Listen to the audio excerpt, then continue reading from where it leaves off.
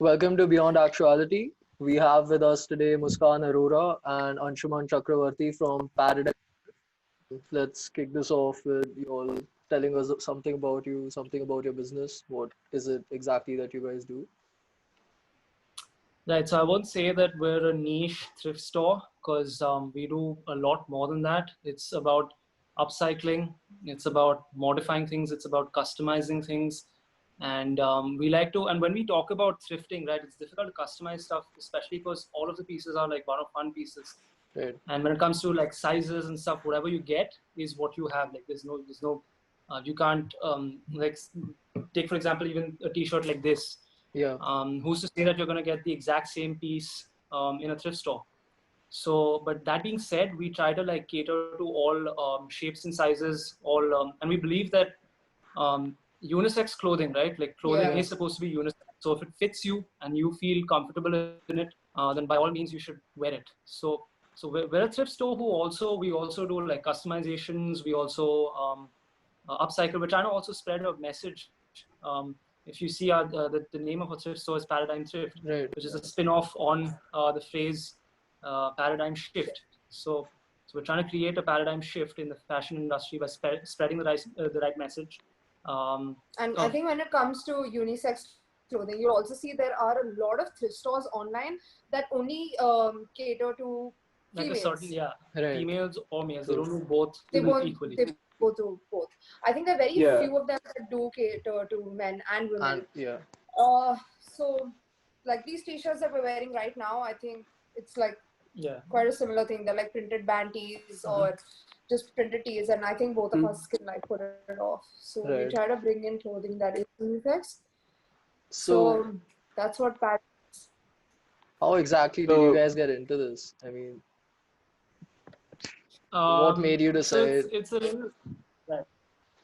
Honestly, like I used to post like just random ass pictures of my fits on Instagram, and obviously me in them. And everyone used to be like, bro, like everything's so unique. Like all of your clothes are so unique. Even if even if I'm rocking some Nikes, everyone used to tell me that, you know, even if I were to shop this, like go check out the Nike website or go to a Nike store, I wouldn't like find this particular piece. And the secret is because I've been thrifting for like 2 or 3 years now. And I felt like there was a need in the market. People need to, people deserve to look good. And I feel like men especially, they're so slept on when it comes to fashion. Like if you see, even if you step into a store, like an entire floor is dedicated to women, and the women's section versus like the men's section is just like a tiny ass corner. Yeah, for sure. It's like an afterthought, right? So men deserve to be fashionable, men deserve to look good. And I felt like there was a need in the market for something like this. And we're not like trying to like obviously commercialize it and like try to mooch off of it, make a lot of money out of it. But I feel like the culture wasn't here yet. Yeah. So when we realized that we really liked thrifting, there weren't enough pages or there weren't enough not a lot of stores. sources, and even like brick So- and mortar like physical stores. So you won't find like a lot of physical stores. Like she said, the culture is like totally like it's practically like not present. True. In India. So when you So- guys got into thrifting, like where would you guys find like clothes, or where would you guys thrift from before That's there was a anything secret sauce in India at least? if we were to like figure it out. But no, if you look hard enough, so the thing about like the thrift stores that we source our stuff from, it's mostly like a lot of it is garbage, like total A lot. trash. But Right. but then like you look hard enough, like you rummage through those like through that garbage for like long enough, you'll find something good. So like 50 jackets and you'll Yeah. get this one.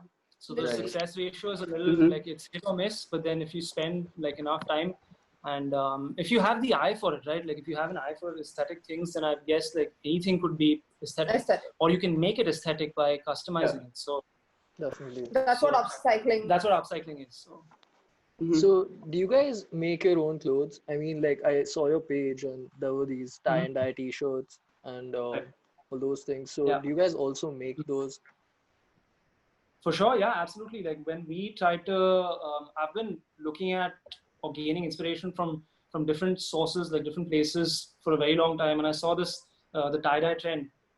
Again, no commercial brand does tie-dye T-shirts, sweatshirts, hoodies, and stuff. And I spent like the longest amount of time trying to figure out where I can procure tie-dye items from, and like I didn't get any. I think every time I did look for tie-dye items, they were always very basic color schemes, Right. and they were mostly printed. They weren't ever dyed.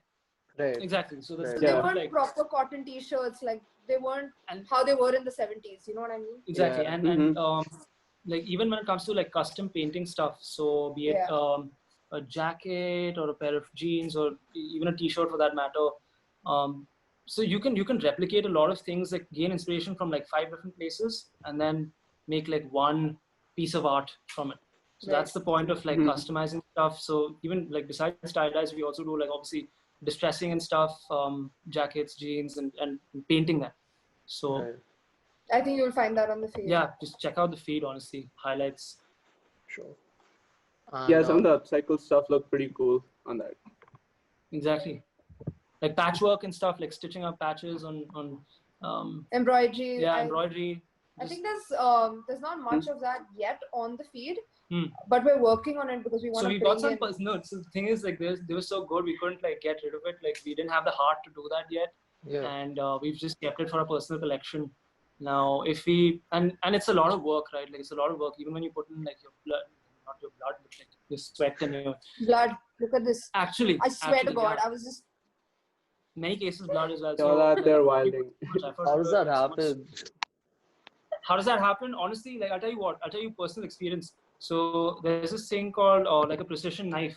If you like familiar with art, there are precision bits, and we try to like just play around with masking tape. Like I recently customized like my shoes, and there's a lot of like masking tape and precision knives involved. Right. So yeah, one thing led to the another, and like connect the dots. Next thing you know, there's like my fingers bleeding and can't eat with my hands and shit. So possible. So do you guys sell sneakers yet at all? The thing with sneakers is again like the inventory, right? Like the sizes. So it's very hard, like because the sizes range from like there's women's sizes, then there's men's sizes. Right. So that's a big headache. Now I think if someone does have shoes and they want us to do something, just a small project for them, I think we could do that. But I don't think we want to stock up shoes. Right. And maybe down the line, you never know. Isn't like sneaker? Yeah, isn't like sneaker resale kind of big though? Like when it comes to thrifting and resale apparel, like sneakers are pretty big, right? Exactly, that's a whole other world. And when it comes to sneaker resale, like you're talking a big investment as well.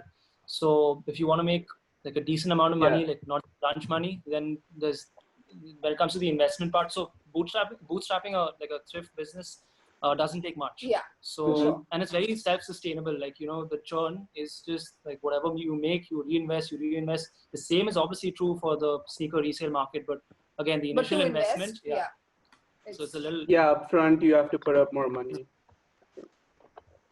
And I think we'd rather focus on and again, so personally, the kind of people that we are, I can only speak for myself, but the kind of person that I am, I wouldn't like spend an insane amount of money on any clothing item for that matter. I feel like it's a different kind of flex to be wearing something that's probably thrifted, costs like 1/10 of the amount of the hype. Makes sense. The hype apparel. So I feel like I never ever had the budget for it, but at the same time, I wanted to like look good with what I had. So if you're broke and if you still want to look good, then this is thrifting is a very viable option. I mean, it makes sense because you see people wearing like say 25,000 rupee jackets, and then you got the same jacket for say 1/10 of the price. So that is like a different flex. Even though it's a little used, it doesn't make sense to buy a new jacket for that price. Exactly.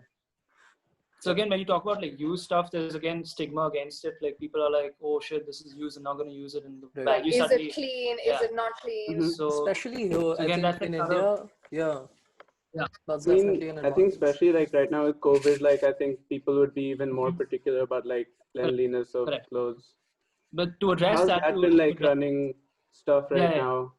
Correct. Surprisingly, I would say that it hasn't affected, like that hasn't been a concern for people. Again, there was a study that so I stay abreast with current affairs, and there was a study that said that the risk of you contracting the COVID virus from any surface for that matter, be it clothes or whatever, is extremely low, because the kind of the experiments that people do in their labs, those are under very controlled like situations, and people actually, like, you need to have like an insane amount of those viral particles to contract the COVID virus from a certain surface. So citing that study would alone like put this argument to rest. Right. Yeah. Yeah, I think I read something about that as well. I think COVID-19 probably helped you guys as well, because a lot of people aren't exactly living in their homes right now. So Correct, they yeah. basically don't have all their stuff with them. I mean, I came back from college thinking I'm going to be back home for 2 weeks, and I left all my clothes back in college. So, and I've been here for like 5 months now, right? So if I don't want to buy basically clothes, because I already have clothes back in college, and if I don't want to buy new clothes, I think this is a really great option for me. And like me, a lot of other people also have left their stuff. I think, yeah, so I think this probably helped you guys as well. It did personally. Like, I know people who who are in the same situation as you, and I know people whose colleges, they stayed in hostels, and the colleges have been turned into like COVID care centers, like quarantine centers. So That's harsh. That's really harsh, honestly. In fact, speaking of, like, my own college was turned into a COVID quarantine center. So yeah, I totally get your point. I get where you're coming from, and like 100%, like I would say business has been great. Don't want to jinx it, but business has been good. So quite good. That's great. I mean, one thing with thrifting is, like, while I think the whole vintage thing is really cool sometimes, but isn't it with a thrifting business, you're always kind of going to be behind a trend, because the clothes would come in later, someone would, or you'd procure it. So you guys would always be behind a like fashion trend technically. So how is that like, and I mean, what's the, like with thrifting, it's a totally different thing, like, because it doesn't really stick with like trends and this and that. So that's the thing, right? Like, you see fast fashion brands now, they're introducing trends like let's say, for example, crop trousers is a trend today. You buy your crop trousers, 6 months later they say bell bottoms are the new trend. What do? Do you keep like keep buying, keep rinsing, and like what do you do then? Like, you sell your old clothes, and you find someone like us, you sell it through our medium, which is something we don't do yet, but maybe we dip our hands into that in the future. But here's the thing, right? Like, slow fashion versus fast sort fashion. Of stuff. Sorry? Depop. I mean, like something like Depop, like. Oh, Depop, yeah. Okay. Yeah, for sure, absolutely. So that's like commercializing it like to a whole other. That's like a proper marketplace. So again, we don't consign stuff yet. We're not a platform where people can come in and say that, okay, this is what I want to sell yet. So we source our own stuff. Everything's in house. But coming back to what I was saying, what was I saying?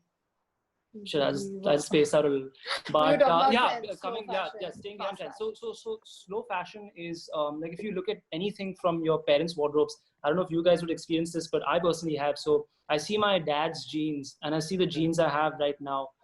Supposedly both are denim, but there's like crazy amounts of difference when it comes to quality and the build, right? Like the way it holds up. So I feel like slow fashion, we're really trying to drive the whole message of slow fashion. So if you say, like, for example, a leather jacket, right? Leather jacket, something like a leather jacket, I don't think is ever going to go out of style.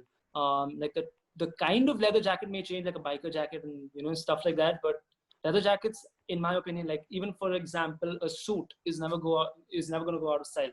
Right. So slow fashion is buying, like, I won't say just these, but buying durable stuff, buying stuff that will like last you, unlike, let's say, fast fashion, wherein you buy something like 10 other people also own, and I think when it comes to falls brands, apart, and so it falls apart really easy. I mean, the quality is trash. Hate to say it, but I had to say it. So I think you might realize, if you have like I don't want to name any specific brand, so I'm just going to give an example.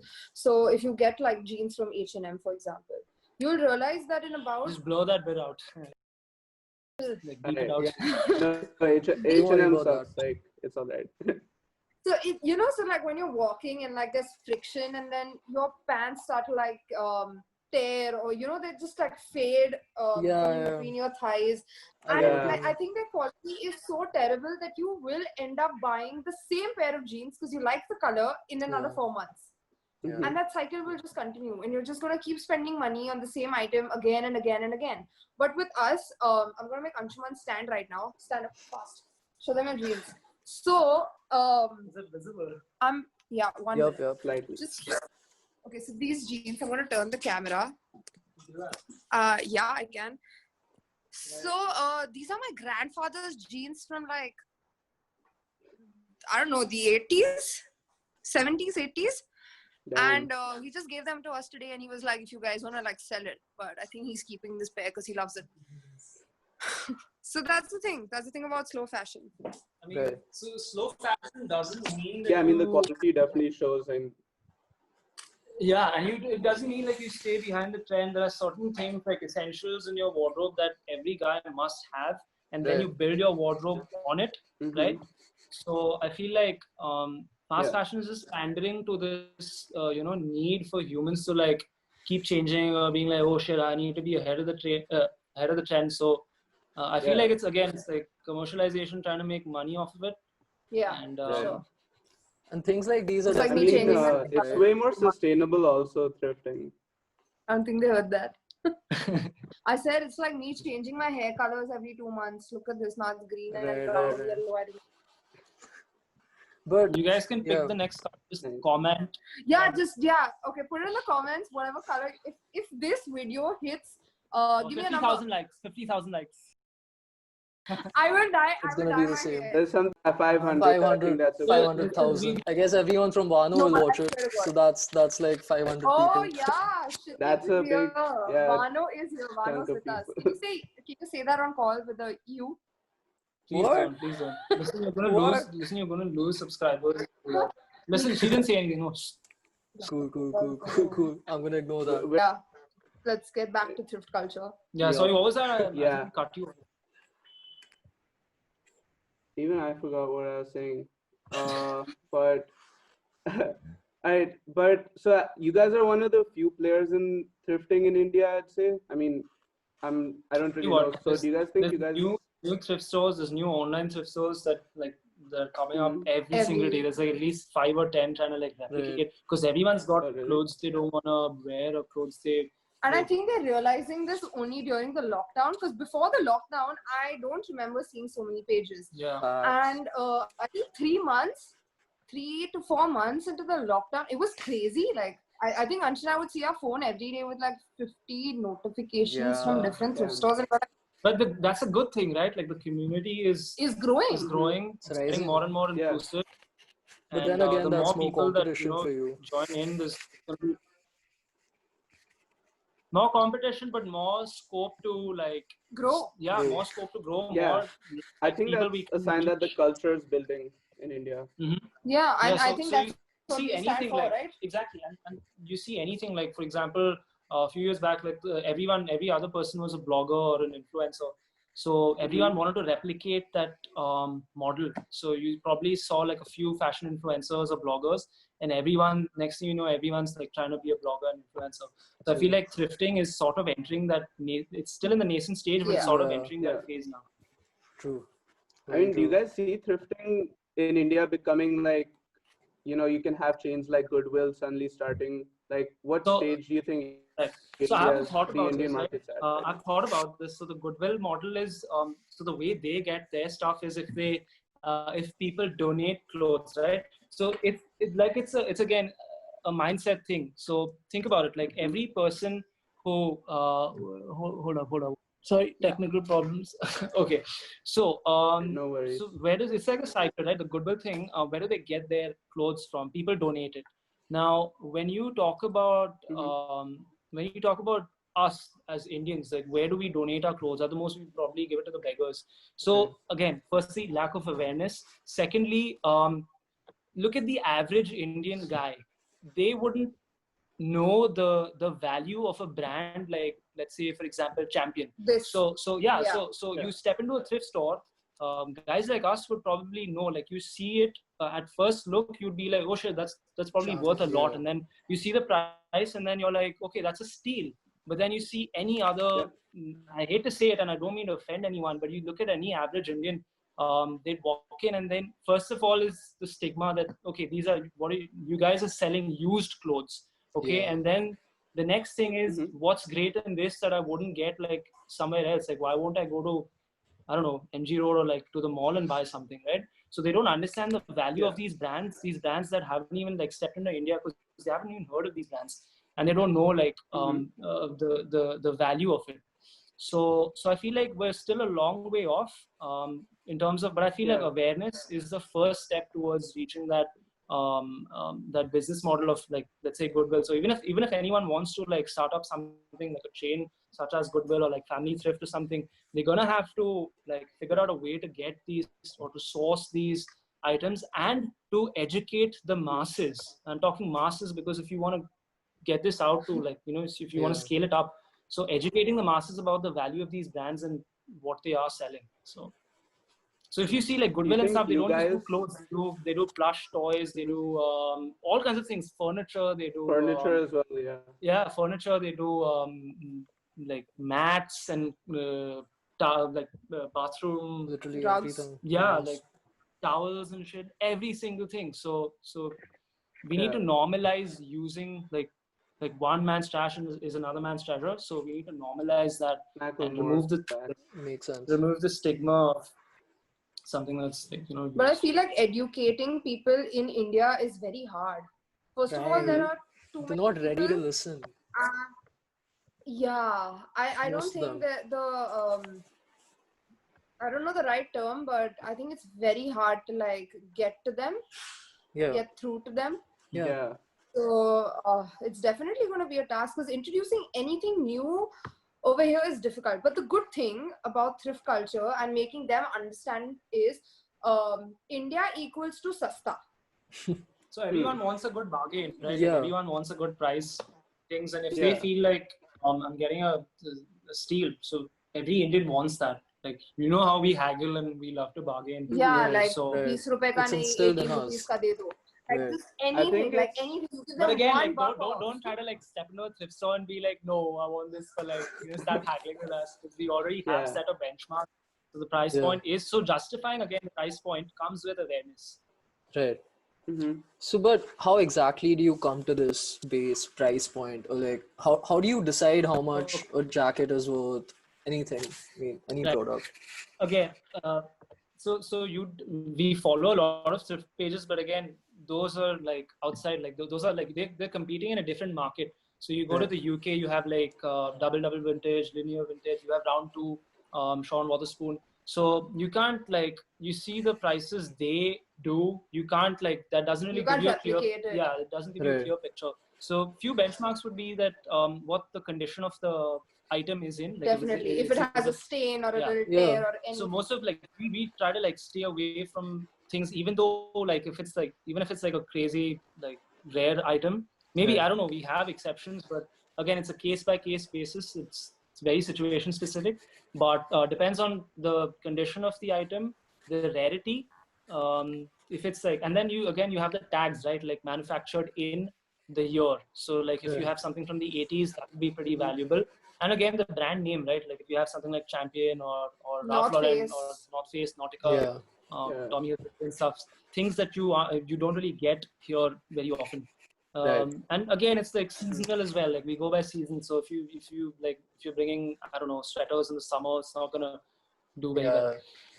True. So that's kind of how you set a benchmark. Again, it's very dynamic. It's very hit or miss, trial and error. Right. But if you do it repetitively, if you know your market, if you know your people, then you're gonna more or less 9 out of 10 times hit the. And I think we're doing that on our feed now as well. If you go check it out, we'll be dropping some more jackets. You can see a few of them. The wind cheaters, denim jackets, band tees. We're doing tie dyes as well. Right. So everything, man, like sweatshirts and stuff too. Do you want to pull up their Instagram? I mean, with like, actually that'd be pretty cool. Pretty lit. Like this is something I don't think I'd be able to find in India at all. Yeah, correct. And like all this stuff sells out, which is pretty cool. Like, And again, so another point I'd like to make is that photos don't do justice to like how good the product is in real life. The Right, you can't quality, feel it. you got to Yeah. yeah. And most of these products, they have like you're used to seeing jackets like around you, but these have like, they've got like zips in like crazy places. They've got some of them are like reversible jackets. I haven't seen a lot of reversible jackets in India. Yeah. So you need to like, and it's a shame that everything's moving to a more online presence right now, again because of COVID. It's like a double-edged sword, but trying to make the most of what we have. So trying to make sure that the photos do justice to the item. So I have this jacket, this North Face jacket. It's really nice, and it's got like a little pocket inside for your MP3 because it's really old, and it's got like this whole cool piping to like put your earphones through it and get it, and it's really cool. See, that's rare. It's like that's ultra rare stuff. Yeah, I mean, like, but with that some, it's kind of tough. with And some that's like why thrift I try to stores. focus on. Yeah, tell me. Oh no, sorry. I was trying to just talk about like with pricing and like rare items. Like, my friend was telling me he went to this thrift store in Amsterdam, and basically their business model was like by the kilo, like they'd weigh all the clothes that you buy. But over there, he told me like he came across this like vintage Guess hoodie, which was like super cool apparently, but he barely paid anything because it was by the weight. So I feel like in that case, like a rare item isn't really getting its like due, or like That's true. Is it? I mean, I don't get it though. Like probably they aren't aware of the value of it, or they're turning a blind eye to it. Or maybe that was just the offer at the time. You never know, right? Or no, I mean, I think when you do it at such a large scale, it gets hard to like sort each and every single, like every piece out and be like, okay, this is extremely rare. So the amount of manpower it would take to like physically do that, like manually every single time. And I think these people like are dealing in the thousands, like even when thousands is a conservative number. So every week they probably have like tens of thousands of things coming in and out. So probably the like inventory again is another headache for them. So managing inventory, they want to make sure things fly off the racks like super fast.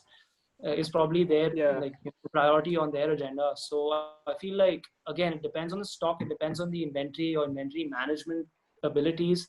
So so I feel like I know even in the UK you have like pound sales and stuff. So then you have garage sales and shit like where you again they can afford to do that and like be like, okay, this is something that's rare, but then they negotiate, go back and forth on the price. So it really depends. Like it's very situation specific. Like especially when you're talking about a market like India, whether the stock itself the stock itself is in such limited quantities, gets difficult to like do kilo sales and stuff. At least at this point, the way I see it, knowledge that I have.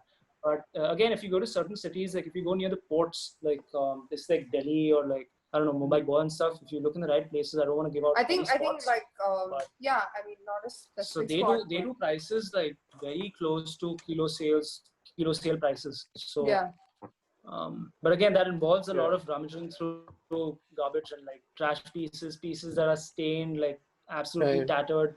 So you've got to be completely dedicated because you're going to take hours to go through all the items and pick out what you like. And like we said earlier, you've got to have an eye for it. Right. Otherwise, it's just going to waste time. I definitely think the fact that you guys like curate what people have is like great for like thrift culture in India, because if like people just donated to you guys and you guys are like, hey, this is what we have, that would like a lot of people like, yeah, it's secondhand, versus you guys finding good pieces and curating something for a customer.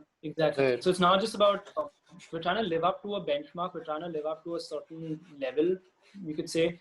And so that involves not just trying to like make little chump change out of like millions of products. So so it's about again, brand value, brand recall. What's the first thing that people think of when they think of Paradime Thrift?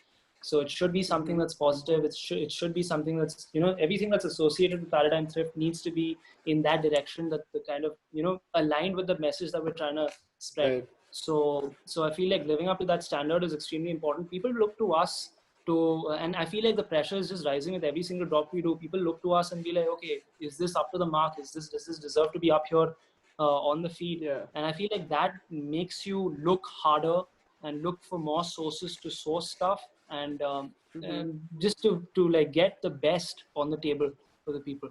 So again, substandard quality stuff is absolutely like a no-go. And we stand by that. There's a lot of pages, a lot of thrift pages who'll probably like sell 50, 60 items per week, and we're not that. We're not. Yeah, we don't play that if game. you see our page and you see the number of posts that we have and the number of posts that some other page has, you'll see they started it about 3 months ago and they already have around Those many, 1,900 right. posts. And I don't know how they do it, but it's they're just selling whatever they already have at home, which is a good thing. I'm not saying it's a bad thing, but that's not what Paradime does. That's basically like quantity over quality and just keeping more inventory. Yeah.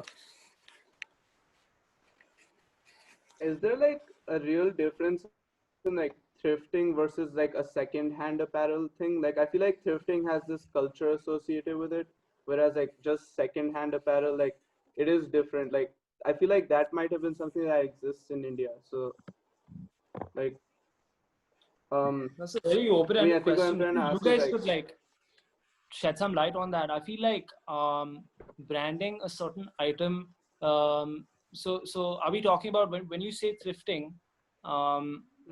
We don't know how many hands it has changed. Is that why we differentiate it from second-hand items? Or no, what I'm trying to get is like with like how like some fashion marketplaces are nowadays. Like I think a lot of stuff like blurs the line between what's thrifting. Like something like Grailed, I wouldn't say it's thrifting, but like it is like a lot of like secondhand or like used apparel that comes in. But I'm like in my mind as someone going through, I don't associate that with thrifting. But then your business model on the face of it, when I look at it, sometimes I'm like, oh, this is thrifting versus like, and then there's Goodwill or whatever. So how can you like sometimes differentiate like what is thrifting really like? Sometimes what's so unique about people thrifting? Confused. Yeah.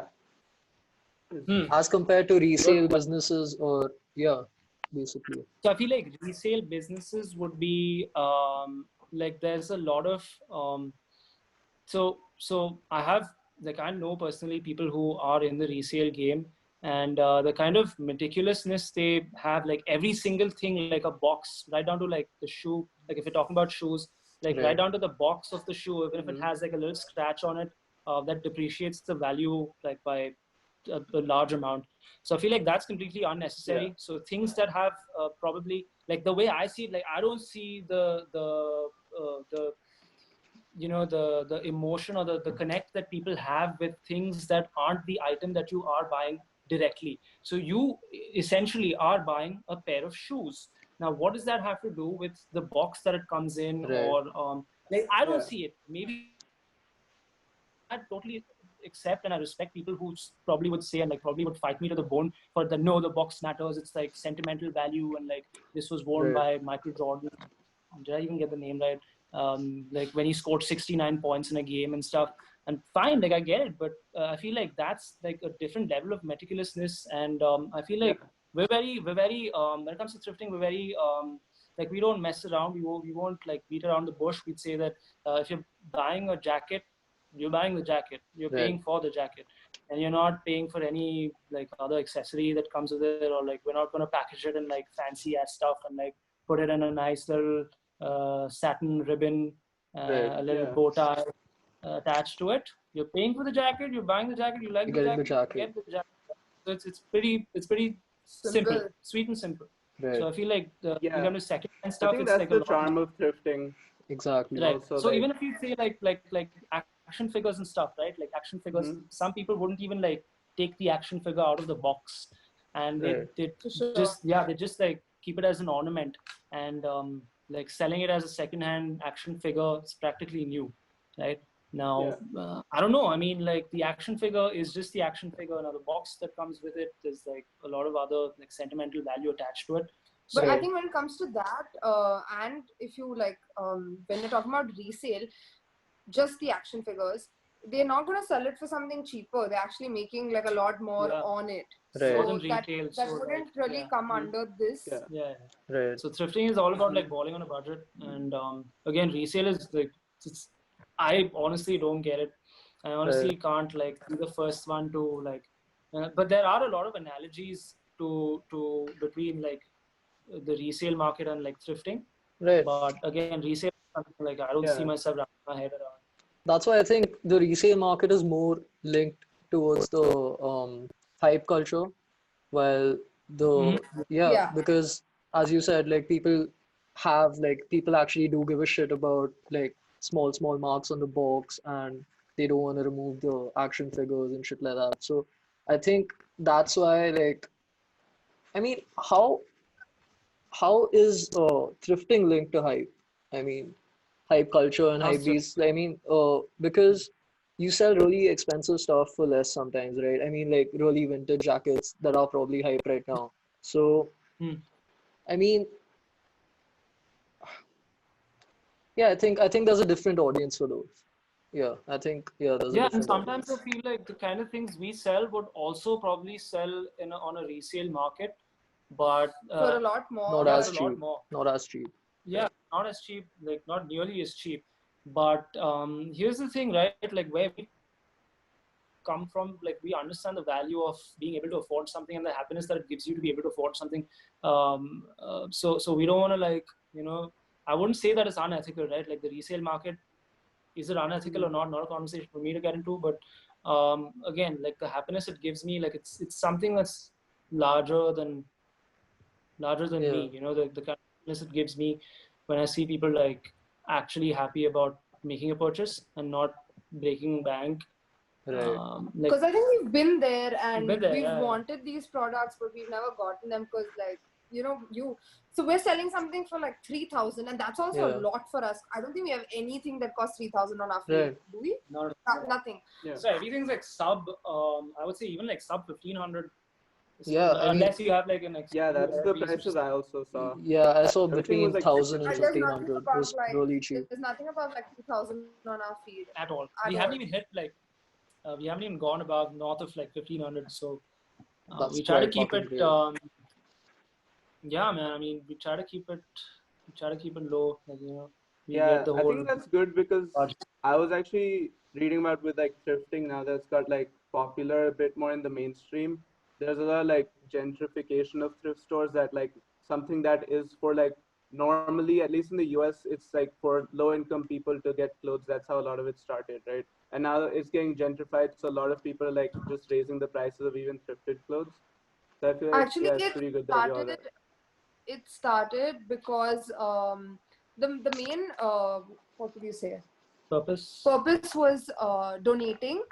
And more than donating, thrift store, basically like a thrift store in the US when it started, it was you take these old clothes for free. They donate it to you, and then you sell them, and then the profit that you get, you donate again. You put it back like a certain percentage.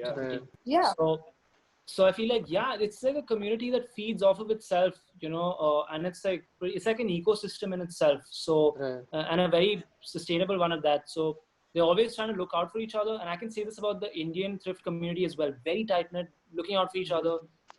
It's not like there's no bad blood between anyone. Unlike if you'd see, like I personally know, I don't know if this is, I don't know, I haven't seen the resale market like very closely, but I know people who've like trying to like slit each other's throats for like to like make a profit. So we're not all about that. We're not about that. There's enough for everyone. And that's the message we're trying to like. Even though we say that everything's like one-of-one pieces, but chances of similar things coming in are pretty high, especially because the stock is quite high. Obviously, finding the exact same piece is not very likely, but there's enough for everyone. Unlike like in the whole resale market, like people are like dying to get their hands on they're like auctioning for one piece, and it's just. So with like thrifting, what are like the staples like that you come across? Like, I mean, just from what you've noticed, like what brands do you guys just come across that have really dope stuff? Like, right. So I would say staples when it comes to like clothing items, a lot of jackets. I feel like pants are so slept on. when it comes to women or men. I don't think we even get... especially for men, like this. I'm trying to look for thrifted pants for like, and I don't have any other option but to resort to like. But to wear my granddad's pants. I mean, and that's a great option. Again, flex it like they're like I'd flex it like they're worth $1 million. But yeah, so staples again: jackets, decent amount of sweatshirts, not a lot of t-shirts. No, I think hardly any t-shirts. Hardly any t-shirts. The only t-shirts you'll get here are again, like, I hate to say it, but like, you know, like those women's tie-up t-shirts, these really thin crop tops. Yeah. That's all they're getting here, and I don't think that's not what we sell. And when you it comes to like brands, excuse me, high fashion brands not so much, but I would say like things like Nautica, Dickies. Dickies is on a lot of pages. Dickies is like so like a lot of sporting goods. Yeah, and again durability. Like that's like that outdoor wear sort of stuff. Exactly. So and if you've heard of Carhartt, they do like workwear and stuff. Very durable stuff. So they want that kind of stuff, especially because it holds up so well over the years, and it will hold up very well for the years to come. And again, there's always like Tommy Hilfiger, and like after the whole Gap Kanye thing, Gap stonks like went flying. Did I say Nautica? Ralph Lauren. What else? Yeah, I mean, these are some of the brands that you champion. Obviously, Nike, Adidas. That goes without saying. I find a lot of Vans whenever I go thrifting. I went thrifting all over Manhattan a few months ago. Like it's just full of Vans. Like weird amount of Vans. I was like, this is too much. Good for you, man. I'd say Converse too. Yeah, Converse for sure. Converse, Yeah, sure, hung. Yeah, for sure, man. I mean, are you hung? He's young. You're just scratching your eye. Yeah, it's not the most flattering angle. Bro. No, it says failed to start video camera. Like that's cool. I think that's cool. Yeah. Unless you really want to see us. I don't want to see us. Modi is sad. No more Indian flag. So. I don't want to say. But I mean, what about you guys? Like, how are you guys handling college and like running a business? Like, you guys do a lot. You want to tell them? That's like. So, you go first. Anshuman's. You go first. Okay. So, I'm in college. I'm studying journalism and mass media. I'm in my second year, and along with college, I also work not a 9 to 5. I work a 9:30 to 8:30 job. And I work with a lady in Koregaon Park. She runs a cafe and a salon. So I manage the place. I manage the cafe and the salon. Wow. So it's a little difficult sometimes, but I think we enjoy doing it so much. We make time. We make time for it. I take like breaks during work. This guy will call me up and like we'll run to our vendor. So we're pretty good with our delegation of work, and communication is key, right? I'm part of this graduating batch of 2020, the cursed batch of 2020. Studied computer engineering for 4 years, got through it. And started a thrift store. Started a thrift store, and I'm prepping for B school. I want to get into B school, do my MBA. So this is great experience, and we're all leading our own, like we have our own trajectory, and this somehow fits right into it. And again, when you're doing something you love, it doesn't really feel like you're working, so you don't get as mentally taxed or physically. I mean, physically taxed, obviously, like that has to happen. Yeah, that does happen. But again, it's like worth it. Yeah, and you can be working, and when you're like entrepreneurs, there's no Saturday or Sunday, right? Like every day is a work day for you. Right. So realizing that, coming to terms with it, and being able to manage your time is something you get to learn, and it's always good learning lessons, good learning curve. That's great. Thanks a lot for coming. Thanks a lot for talking to us today. Thank you, thank you guys.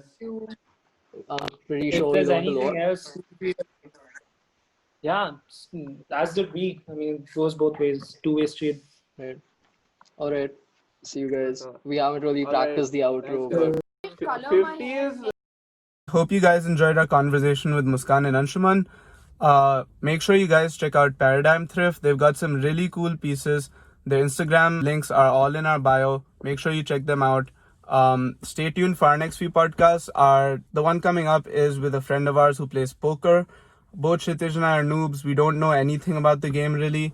So hopefully through this next podcast, we can learn a little bit ourselves, and you guys can also leave with some takeaways and tips on the game. Make sure to like, comment, and share, and subscribe to our channel. Peace. See you guys. You ain't have many friends, but you the shit to me. Bankroll, every time you at the party, it's a scene. Bankroll, always had to save you from a sucker thing. Bankroll, Also, please always subscribe to our coming in channel. dreams. But I ain't no oil type. Thank you. And if I'm gone to November, won't see my ass till next June. And it's true. In a broad daytime afternoon, trying to spoil my mood. I'm trying to enjoy my cartoons, bitch.